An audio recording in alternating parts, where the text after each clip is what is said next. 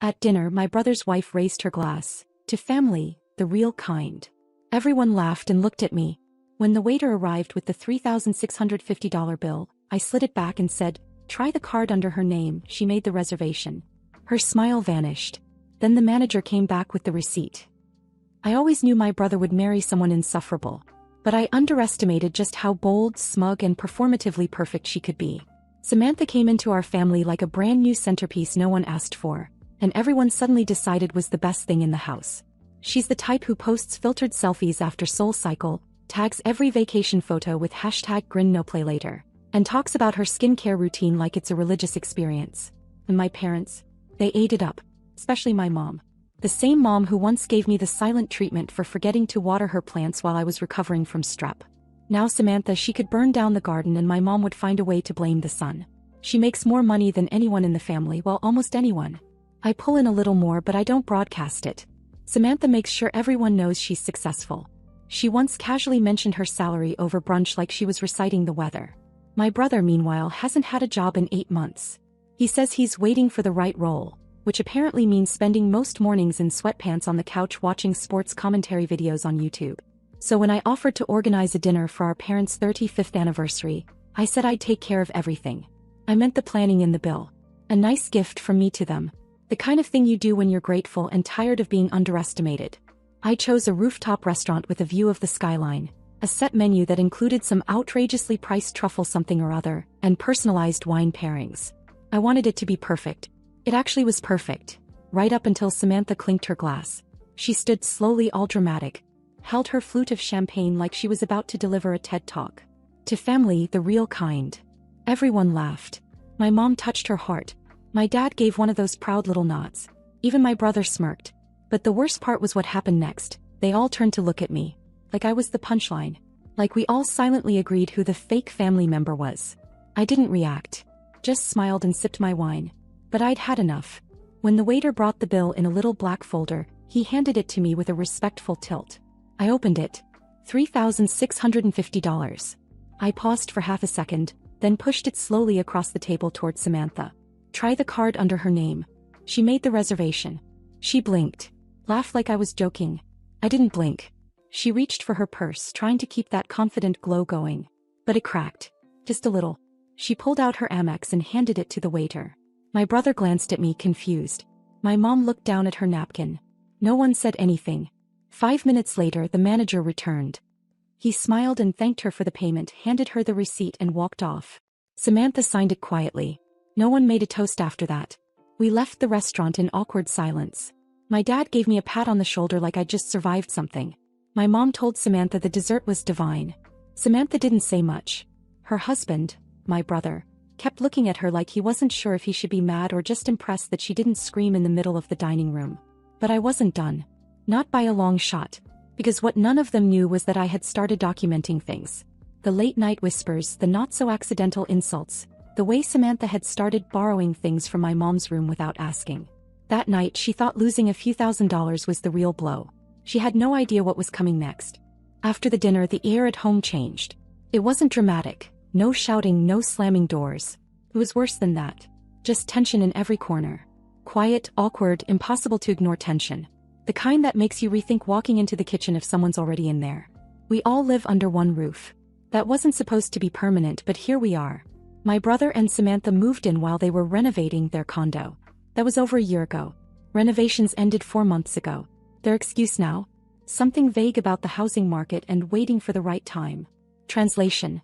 Samantha's making money, my brother isn't, and free rent is too good to leave behind. They've completely taken over. Samantha especially. She acts like the house is hers. She doesn't knock anymore. Not on bedroom doors. Not on the bathroom. Not even on the one place in the house that's supposed to be private. My mom's room. A few days after the dinner, she barged in while I was working from home and just stood there like she was expecting me to ask her how she was doing. I didn't. She leaned against the doorframe and said there'd been some weird charge on her card. Didn't even mention the dinner bill, but the implication was clear. I just raised an eyebrow and went back to my laptop. After a long pause, she left. The next day, I overheard her telling my mom she thought I might be going through something. My mom told me later that Samantha was concerned. Said she noticed how I'd been acting out. Right. I spend $3,650 on their anniversary, and I'm the unstable one. Then there was the scarf. My grandmother left my mom this ivory silk scarf, embroidered with these tiny gold vines. I've only ever seen her take it out on special occasions, and even then she barely touches it. One afternoon I walk into the living room and see Samantha on the couch, wearing it like it came from a clearance rack, just casually draped over her shoulder while she scrolled through her phone. I asked where she got it. She said she found it in a drawer or something. Later I asked my mom if she lent it to her. She looked confused at first, then said maybe she did, but I could tell she wasn't sure. That's the thing. Samantha gets in people's heads. She doesn't just manipulate. She rewrites the narrative until people aren't sure if they offered or she just took. That same week, my brother cornered me by the laundry room and asked if I was proud of making his wife cry. I asked if he was proud of living rent-free while his wife swiped jewelry from our mom. He told me to stop being dramatic. Then as he walked away, he casually asked if I could pay the Wi-Fi again this month. I almost laughed in his face. That's when I decided I was done paying for anything that didn't directly involve me. No more groceries, no more household utilities, no more splitting streaming subscriptions. If Samantha was the real family like she said in her little toast, she could handle the real responsibilities. I printed out a list of every bill I'd covered for the past 6 months. Internet, electricity, shared car insurance, Netflix, the water delivery service my mom insisted on, and taped it to the fridge under a smiley face magnet. At the bottom I wrote, "Effective immediately, all future expenses will be handled by Samantha." After all, she's officially part of the family. She didn't say a word to me. Just ripped it off the fridge, folded it in half and shoved it into the trash. That was 3 days ago. Since then she's been quieter, but not in a defeated way. More like she's waiting. Planning. And I've been watching. Because she's careful when she thinks people are looking. But I know what I saw last night. Just after midnight I was wide awake. The kind of awake where you stare at the ceiling and feel like your brain is turning in slow circles, replaying conversations, toasts, stares, everything. So I got up to grab a glass of water. I didn't turn on any lights. The hallway nightlight gives off enough glow, and I've walked those stairs for 20 years. But halfway down I heard it. A sound that stopped me cold.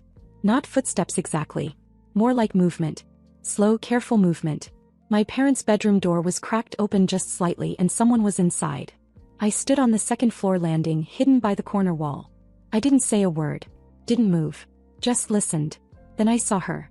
Samantha stepped out of the room, quiet as a cat, holding something in her hand. Small, metallic. Not a phone. Something that caught the light. She wasn't wearing shoes, just socks, and she shut the door behind her as gently as you'd close the door to a nursery. Then disappeared back into the guest room she shares with my brother. I waited, motionless. Not because I was scared, but because I needed to be sure of what I saw. After a few minutes I went back to my room and sat there staring at the wall, fully awake, heartbeat steady. This wasn't paranoia. This wasn't misinterpreting things, like my mom likes to suggest when Samantha says something backhanded and I call her out. This was real. The next morning at breakfast, I watched Samantha make a smoothie while my mom sipped her coffee. Everything looked normal. My dad had already gone for his walk. My brother was asleep. Then mid-sentence my mom frowned a little and said she couldn't find her bracelet, the one from that trip to Italy. A delicate gold chain with tiny sapphires. She said she always keeps it in the same place, wrapped in a handkerchief in the top drawer. Samantha didn't even flinch. Said maybe it rolled behind the dresser. Then added that she once lost a ring for weeks and it turned up in a shoe. She laughed. My mom nodded. Then they went back to talking about flights to Seattle. I said nothing. Just watched her. That afternoon when the house was quiet again, I went into the upstairs bathroom. Samantha had left her makeup bag on the counter, unzipped. I don't know what I thought I'd find, but I opened it anyway. Tucked in the side pocket, under a handful of brushes and lipsticks, was a small bundle of white fabric. I pulled it out just enough to see the edge of gold chain. My mom's bracelet. I stood there in silence for a moment, looking at it like it was something radioactive. I didn't touch it again. Just slid it back, zipped the bag up and walked out. I had every right to storm downstairs and drag her through it. But I knew how that would play out. I'd be accused of snooping, violating privacy, stirring the pot again. They'd say she didn't steal it. That she probably borrowed it and forgot. My mom would say it wasn't a big deal. My brother would jump in, say I was just upset about the dinner. Then Samantha would look at me with that calm little smile and let them defend her. So I gave her a chance. I wrote a note. No name. No threats. Just, you have until tonight to return what doesn't belong to you. Quietly. Or I'll speak up. I slipped it under their bedroom door before leaving for work. When I got home the house smelled like rosemary chicken. Samantha was in the kitchen helping my mom set the table. She smiled at me like she'd been waiting. like nothing had happened. I went upstairs, heart pounding, and checked the drawer in my mom's room. Still empty. She didn't return it. Didn't flinch. No apology. No explanation. That night I went to bed with a decision made. I wasn't going to wait for them to believe me. I wasn't going to wait for Samantha to mess up. I was going to make this very, very real for her. He wanted to play this like a game. So I was going to remind her what happens when you cross someone who's been underestimated for too long. And she had no idea what I was about to do next. I wasn't sleeping anymore. Not because of guilt. I'd done nothing wrong. But because Samantha was too calm. Too smug. She walked around the house humming to herself like she'd just received a promotion instead of being caught sneaking jewelry out of my mom's drawer. I couldn't eat, couldn't concentrate at work. All I could think about was that night I saw her, slipping out of their bedroom with the bracelet in her hand. I needed it to be over. I needed my parents to finally see what she really was. So I waited for Sunday family dinner. Everyone was there. My dad at the head of the table, already sipping his red wine. My mom had just pulled the lasagna out of the oven, and my brother, freshly shaved for the first time in a week, was actually helping set the table. Samantha showed up wearing a soft blue sweater and my mom's pearl earrings. Not similar. The earrings.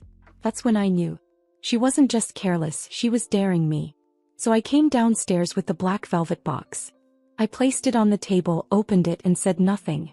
Inside was the bracelet. My mom froze mid-step. Her face changed instantly, the kind of look only someone who recognizes something important can make. She walked over, picked it up, and held it like it might disappear. Said she thought it had been gone forever. My dad looked up from his plate. My brother frowned. But Samantha didn't react at all. Just sipped her water. I told them exactly where I found it. Upstairs in the bathroom inside her makeup bag. My brother muttered that I shouldn't have been snooping. Samantha finally looked up. Said she knew something like this was coming. Said she'd felt watched all week. Then she accused me of planting it. Right there at the table she said she'd seen me upstairs near their room earlier in the week. Said she remembered because I never go upstairs. She said the photo I took of it, which I printed out and placed next to the box, was convenient. Too convenient. And then came the dagger. She looked straight at my parents and said maybe this wasn't about the bracelet at all. Maybe I was acting out because I was jealous. Of what, I asked. He smiled and said, my life. Your brother. My job. My place in this family. I waited for someone to say something. My dad just stared at his glass. My mom looked like she was trying to do math in her head. Then my brother stood up and said, we're done here. He took the box and photo off the table and threw them in the trash. Said he was tired of the drama. That I'd ruined dinner. Samantha followed him out of the room, touching his arm like she was soothing a dog after fireworks. I sat there. My mom cleared plates in silence. She didn't look at me. No one did. Until 20 minutes later. She came back into the dining room with something in her hand, a small red box I'd never seen before. She opened it slowly. Inside was the same bracelet. Or what I thought was the same bracelet. She explained that after losing the original years ago, my dad surprised her with a replacement. He never told me. The one Samantha took, the one I found, wasn't the real one. It was a backup. And suddenly, everything I'd said, everything I'd built, collapsed. My mom didn't accuse me, but she didn't defend me either. My dad stayed seated, chewing silently like it was too late for opinions. And the worst part? Samantha came back downstairs minutes later with a bottle of wine and asked if anyone wanted another glass. Like nothing had ever happened. That night I lay in bed staring at the ceiling again. Not because I was defeated, but because I realized something important. She wasn't just manipulative. She was careful. She was a strategist. And she had gotten ahead of me. Or maybe she'd been ahead this whole time.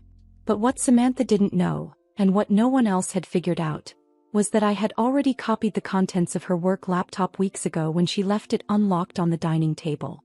Not the boring emails. The personal folder. The receipts. The side project she never mentioned to my brother. The one with thousands of dollars flowing into a PayPal account under a different name. This wasn't over. And if she thought she had me cornered, she was about to find out just how wrong she was. She thought she buried me at that dinner. The moment my mom opened the red box and pulled out the original bracelet, Samantha smiled like the war was over. That smug, quiet kind of smile that makes you want to burn something to the ground. She walked around the house like she'd won a medal. She even started calling my mom Mama, again, just like she did when she first moved in, when everyone still thought she was charming. My brother kept bringing up random news about the job market, like the embarrassment from Sunday had just melted into thin air. Like none of it happened. But I hadn't forgotten. Not what I saw that night. Not the look in her eyes when she realized the bracelet in her makeup bag wasn't supposed to be there. She was guilty. I knew it. And the only reason I looked like the bad guy now was because I didn't have the right evidence. Until I remembered I had something better. About 3 weeks before all this, she'd left her laptop open at the dining table while she ran upstairs to take a call. I was walking past and caught a glimpse of a folder labeled, Consulting Clients. She'd never mentioned consulting. She always said she was too busy with work to even take weekends off. So I sat down, plugged in a flash drive and copied the entire folder. I didn't even open it right away. I just felt something was off, and I wanted insurance. Now I had it. That folder was a goldmine. Hidden under layers of renamed PDFs and Excel sheets were email threads, payment receipts and private messages. She was working under a different name, contracting with outside companies, including one that happened to be a direct competitor of the firm she worked for. She'd made thousands. Tax-free. Hidden. And one document was labeled Exit Plan. A personal note where she outlined her goals for the next 12 months. Sell the condo. Drain the shared accounts. Save up 6 figures. Leave the house. Take only what she needs, including the car. Possibly the dog. My brother was never mentioned by name. He was listed under one phrase, non-contributing. That was all I needed.